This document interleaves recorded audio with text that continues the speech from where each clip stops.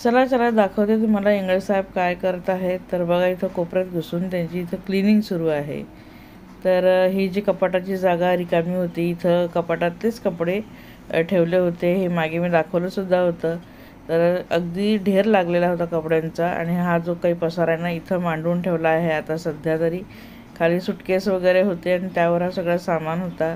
Suitcase चौरंग वगैरे हटवला, सामान हटवला. तर तिथे थोडीशी काही धूळ असेल ते इंगळे साहेब तिथं ब्रशने क्लीन करून घेत आहेत. तर ते बिझी आहेत त्यांच्या कामामध्ये. जवळजवळ 12 ते 15 दिवस इथं कपाटच नव्हतं आणि सामान असंच ठेवून होता. पण आज मात्र आमचं कपाट आलेलं आहे, बघू शकतात. तर आमचं हे नवीन छान असं कोरं करकरीत कपाट आलेलं आहे. तर हे नवीन कपाट नाही आहे, हे आमचं जुनंच कपाट आहे, ज्याला आता 28 वर्ष झाली आहेत. तर हे जे काही कपाट ना अगदी याचा जो पत्रा वगैरे अगदी खूप छान होता. फक्त याला थोडाफार गंज लागला होता आणि तोच कलर पाहून मी खूप कंटाळले होते. आणि मग हे जे दादा आहेत यांना आम्ही बोलवलं. तर ते घरून कपाट घेऊन गेले आणि त्यांनी छान त्याचा गंज वगैरे काढून टाकला सेंडपेपरने. त्यानंतर त्याला पुट्टी लावली. पुट्टी सुकल्यानंतर तिला परत एकसारखी केली, घासून काढलं. मिरर देखील आम्हाला चेंज करायचा होता, कारण आता एवढे वर्ष झाले तर तो पण थोडासा ब्लर झाला होता. तर तोही काढला त्यांनी. पुट्टी देखील त्यांनी घासून एकसारखी केली आणि त्यानंतर मग त्यांनी कलर लावला. तर काही फोटोज त्यांनी आम्हाला पाठवले होते, जेव्हा जेव्हा ते काम करत होते ते फोटो तुमच्यासोबत मी शेअर केले. तर आल्यानंतर फक्त कपाट ठेवून नाही गेले, पण त्यांनी व्यवस्थित अगदी अरेंज करून दिलं त्याला. कुठून म्हणजे हलत तर नाही आहे, कुठं काहीतरी टेकन लावायचं असेल तर त्यांनी ते लावून दिलं. असं व्यवस्थित त्यांनी आम्हाला हे कपाट घरी आल्यानंतर लावून दिलं. तर बघू शकतात माझं कपाट वाटत नाही आहे की एवढं जुनं कपाट होतं. नवीनचं नवीन कपाट दिसत आहेत आणि ते दादासुद्धा कौतुक करत होते की एवढं कपाट तुम्ही टिकवलं आणि हा जो पत्रा आहे खूप चांगला आहे, हल्ली असे कपाट बनतच नाही.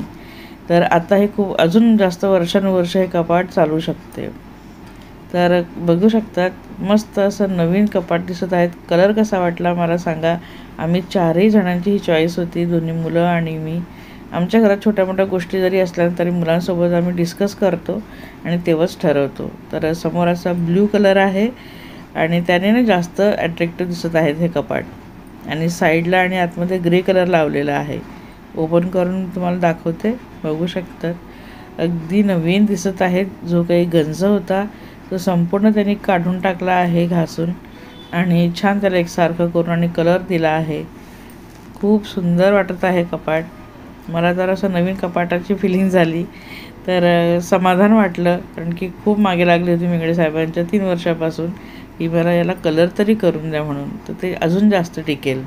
नवीन नाही घेत असाल तर निदान याला कलर तरी करा. तर त्यांनी आता कलर केलेला आहे. कपाट अगदी नव्यासारखं झालं आहे. तर ज्यांनी हे आम्हाला करून दिलं आहे त्यांच्या शॉपचं नाव आहे जय महाराष्ट्र. तर हे कल्याण वेस्टला आहे. कल्याण वेस्टला बेतुरकर पाडा इथे यांचं शॉप आहे. स्वतः ते छान कपाट क्लीन वगैरे करून गंज काढून व्यवस्थित त्याला सगळं नव्यासारखं करून देतात, कलर वगैरे तुमच्या चॉईसने. तर ते स्वतःही इन्वॉल्व होतात ह्या कामामध्ये. तर असं मस्त छान त्यांनी करून दिलं आहे. तर तुम्हाला जर करायचं असेल तर कल्याण वेस्ट बेतुरकर पाडा इथं जय महाराष्ट्र हे शॉप आहे. तिथं तुम्ही जाऊन तुमचं जुनं कपाट छान असं नव्यासारखं करून घेऊ शकतात. तर खूप सुंदर वाटत आहे आता. आणि आता याला थोडंसं रात्रभर ओपन ठेवणार आहेत. थोडासा पेंटचा जो स्मेल आहे तो येईल म्हणून त्याला तो निघून जाण्यासाठी त्याला रात्रभर असंच ओपन ठेवणार आहे. मला कसं वाटलं माझं हे कपाट पण लांबून दाखवते. तर आता छान वाटत आहे जरा बेडरूममध्ये. आणि हा जो काही पसारा होता 12-15 दिवसापासून असा पडलेला तो आता त्यामध्ये जाणार आहे. पण मी तो सकाळी त्याला सगळं काही म्हणजे अरेंज करणार आहेत, कारण आता खूप वेळ झाला आहे. आणि बघा काही साड्या अशा हँगरलासुद्धा मला टांगून ठेवाव्या लागला. तर ह्यासुद्धा आता मला वॉश करावे लागतील, कारण तो खूप धूळ बसली असेल. रात्रीचे 9 वाजण्यात आले आहेत आणि आता हा पसारा मोडण्याची बिलकुल आता इच्छा नाही आहे. आणि आता किचनकडे मी जाणार आहे. स्वयंपाक वगैरे आवरून घेतला, जेवण वगैरे झालं आणि त्यानंतर मग मी इथं ना जे स्प्राऊट मेकर आहे ते कसं यूज करायचं ते तुम्हाला दाखवते. तर जसं की मी तुम्हाला सांगितलं होतं की 4 तास आधी जे स्प्राउट्स आहेत ते भिजत घालायचे, स्वच्छ धुवून वगैरे चांगल्या पाण्यामध्ये त्यांना भिजत घालायचं आणि मग ह्या भांड्यामध्ये आपल्याला टाकायचं आहे. तर बघा मूग, मटकी आणि चणे हे मी एवढं भिजत घातलं होतं 2-2 वाट्या, कारण थोडंसं जास्तीचंच म्हणजे भिजत घातलं आहे. आणि बघा आता 3मध्ये आपल्याला घालायचं आहे आणि एकामध्ये पाणी घालायचं आहे. तर चला दाखवते तुम्हाला कोणत्या कोणत्या भांड्यामध्ये आपल्याला घालायचं आहे. तर मी सगळं त्यामध्ये घालून घेते.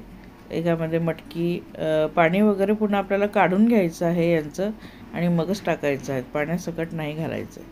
तर बघा सगळ्यात खाली मी चणे घातले आहेत, मग मटकी आणि मग मूग. आणि हे जे लाल निशाण मी दाखवते ना, हे ठेवताना ह्या भांड्यातले जे लाल निशाण एक दुसऱ्याच्या विरुद्ध आले पाहिजे, एका लाईनीत नको. आणि हे अर्धे मी आता राहू दिले आहेत, कारण याला पूर्ण फुल भरून आपल्याला ठेवता येणार नाही. तर याला म्हणजे साईडला ठेवणार आहे. आणि बघा एकाच्यामध्ये मी चणे घातले, जे खालचं आहे ना त्यामध्ये चणे घातले आहेत, मूग, मटकी असं काही सगळं मी लावून दिलं आहेत. आणि वरचं जे भांडं आहे त्याच्यामध्ये 1.5 ग्लास पाणी घालणार आहे. आणि हे आता एकावर एक मी अशी ठेवून देणार आहे. लाल निशाण दाखवत आहेत ना, ते एकावर एक ठेवायचं आहे. एकावर एक नाही ठेवायचं आहे, त्यांना विरुद्ध दिशेला. आता बघा मी खालचं जसं ठेवलं, राईटला जर लाल निशाण असेल तर वरच्या भांड्याचं लाल निशाण लेफ्टला ठेवायचं आहे. समजून घ्याल तुम्ही, मागवणार तेव्हा तुम्हाला तिथं ते लिहिलेलं असेल तर समजेलच. पण मोड कसे आले ते तुमच्यासोबत मी नक्की शेअर करेन, म्हणून व्हिडिओ शेवटपर्यंत नक्की बघा. तर एकावर एक मी हे तिघही स्प्राउटचे जे भांडे ते ठेवून दिले आहे.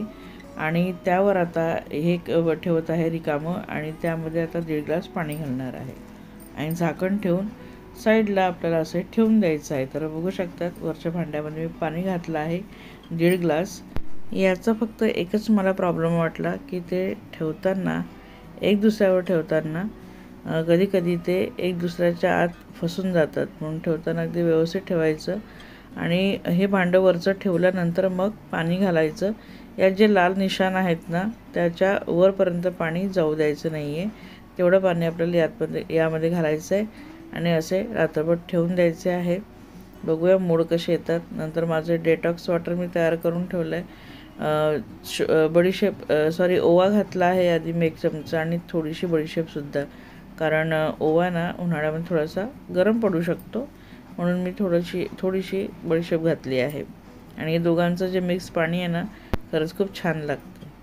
मॉर्निंगला उठल्यानंतर योगा वगैरे झाला आणि बाकीची थोडी कामं आवरली, आणि आता मी कोमट पाण्यामध्ये मीठ घालून पाय टाकून बसले आहेत, कारण पायांचं जरा 2-3 दिवसापासून दुखणं वाढलं होतं. तर म्हटलं आज थोडासा स्वतःला वेळ द्यायचा, आणि कामं तर होतच राहतील दिवसभर, पण आज मी पाण्यामध्ये पाय टाकून बसले आहेत. खूप छान म्हणजे रिलॅक्स वाटलं. याचे 2 फायदे झाले. खूप छान रिलॅक्स तर वाटलंच, पण पायांची जी डेड स्किन आहे ना ते नंतर आंघोळीला गेल्यानंतर छान प्युमिक ब्रशने काढून घेतली आणि पाय अगदी स्वच्छ झाले. त्यानंतर आम्ही दोघांनी मिळून ना देवघर आणि देवांची भांडी वगैरे सगळं क्लीन करायला घेतलं, कारण उद्या गुढीपाडवा आहे आणि त्या दिवशी गडबड होऊ नये. सगळंच काही एका दिवशी करण्यापेक्षा आदल्या दिवशी सगळं क्लीन करून ठेवून देऊया असा आम्ही विचार केला. आणि इथं सगळं बघा देवघर यांनी घासून पुसून स्वच्छ केलं आहे, अगदी सुंदर दिसत आहेत. आणि हे पांढरं आहेत, यामध्ये ना काही काही वेळेस कुंकू असं कधी आपलं येऊन जाते, आपण जेव्हा घेतो विकत त्यांचं जे निशाण असतात ना ते राहून जातात. तर खूप वेळा घासून पाहिलं पण ते निघत नाही, पण तरी छान चकचकीत झालेलं आहे. तर असं मस्त क्लीन झालं आहे मंदिर. खूप मेहनत घेतली इंगळे साहेबांनी, आणि त्यांनी जेव्हा हे मंदिर किंवा देवारा घासला ना तेव्हा मी बाकीची भांडी आणि देव वगैरे घासले. तर असा पसारा काढून ठेवला त्यांनी देवघराच्या आतमधला, ते जो बॉक्स आहे त्यामधला. आणि हे सगळे भांडी वगैरे मी घासून पुसून ठेवली, देव दिवे वगैरे सगळं काही घासून पुसून ठेवलं. आणि मग नंतर त्यांनी पूजा वगैरे केली. तर त्यांचा शनिवारसुद्धा होता, तर शनिवारला असे काही क्लिनिंग आम्ही काढतच असतो. तर बाकीची क्लिनिंग झालीच होती, झाडू पोछा जळमोठं काढून झालं होतं, TV युनिट पुसून झाला होता. नंतर मग आंघोळ वगैरे आटवल्यानंतर आम्ही हे काम करायला घेतलं. तर दोघं मिळून करतात ना तर खूप लवकर कामं होतात. तर घरातले बाकीचे सदस्यांनी देखील इन्व्हॉल्व व्हायला पाहिजे. तर मुलं तर आता इथं नाही आहे, तर त्यांना पण हाताशी घेतोच. तर बघा छान असं मंदिर घासलेलं आहे. धूप दीप याने ना आपलं मंदिर खूप काळवंडून जाते. तर हे आपण वर्षातून 2 किंवा 3 वेळा घासलंच पाहिजे. आणि आपलं मराठी नवीन वर्ष आहे तर कमीत कमी देवाराची साफसफाई तरी झालीच पाहिजे. आणि सुरुवात खूप सुंदर अशी झाली पाहिजे वर्षाची. तर बघा सगळं मंदिर अगदी लख्ख चमकत आहे. पांढरं शुभ्र झालं आहे परत. आणि खूप हेवी आहे मंदिर, म्हणजे खाली उतरून घासून वगैरे नाहीच करू शकत. त्याला तिथल्या तिथेच थोडंसं हलवून घासून पुसावं लागतं. तर मस्त अशी पूजा वगैरे इंगळे साहेबांची झाली आहेत. तर आता फराळाची वेळ झाली होती, तर काय बनवून द्यायचं हा विचार करत होते. मग त्यांना साबुदाणाही नको होता आणि चकले पेपरसुद्धा ते जास्त खात नाही. तर मग शेंगदाणे भाजून घेतले मस्त खरपूस, आणि गूळ घेतला मिक्सरच्या भांड्यामध्ये बारीक करून, आणि त्यामध्ये हे शेंगदाणे घातले. त्यानंतर मग मी 1-2 वेलची वगैरे आहेत ती त्यामध्ये घातली, कारण की वेलचीने थोडासा छान फ्लेवर येतो. यामध्ये आपण ड्रायफ्रूटसुद्धा टाकू शकतात. इन्स्टंट हे लाडू मी करत आहे. तर हे शेंगदाण्याची लाडूची रेसिपीनं मी याआधी पण शेअर केली आहे, पण आता जस्ट जे नवीन सबस्क्रायबर असतील त्यांच्यासाठी मी दाखवत आहे. तर फराळाला काही नसलं ना, तुम्ही शेंगदाणे भाजा, गूळ घ्या, गूळ थोडंसं किसून घ्या, कारण मिक्सरमध्ये जाड मोठे खडे जे असतात गुळाचे ते नको फिरवायला, म्हणून थोडंसं बारीक करून घ्या. शेंगदाणे भाजून घेतले आणि मिक्सरमध्ये लावून द्यायचं. आणि असे बघा 2 ते 3 चमचे तूप घातलं आहे मी त्यामध्ये, आणि मस्त असं फिरून घेतलं आहे. त्याला थोडंसं बारीक करा. तुम्हाला थोडंसं जाड आवडत असेल तर जाड करा. तर मी थोडंसं मीडियम केलं आहे. तर बघा इथं सगळं काही छान असं बारीक करून घेतलं आहे मिक्सरमध्ये, आणि खूप छान लागतं, टेस्टीसुद्धा लागतात. हे लहान मुलांना तुम्ही असं भुकेच्या वेळेस त्यांना इन्स्टंट करून देऊ शकतात.